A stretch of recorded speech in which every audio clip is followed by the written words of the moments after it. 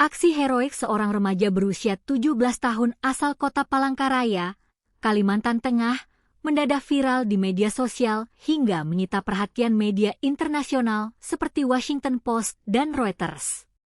Remaja bernama Rudiansyah tersebut menyiarkan perhatian publik usai turun langsung membantu memadamkan kebakaran hutan dan lahan dengan mengenakan kostum superhero Superman.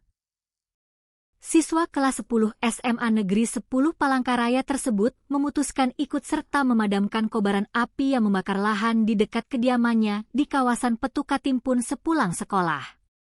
Pilihan mengenakan kostum Superman diakuinya sebagai aksi spontanitas untuk memanfaatkan pakaian maraton yang belum sempat terpakai. Motivasi utamanya berakar dari trauma ketakutan masa kecil saat menghadapi bencana kabut asap parah pada tahun 2015 silam. Pengalaman menderita sakit akibat asap pekat 10 tahun lalu memicu kekhawatiran mendalam bahwasanya musibah serupa akan terulang dan mengancam kesehatan keluarganya.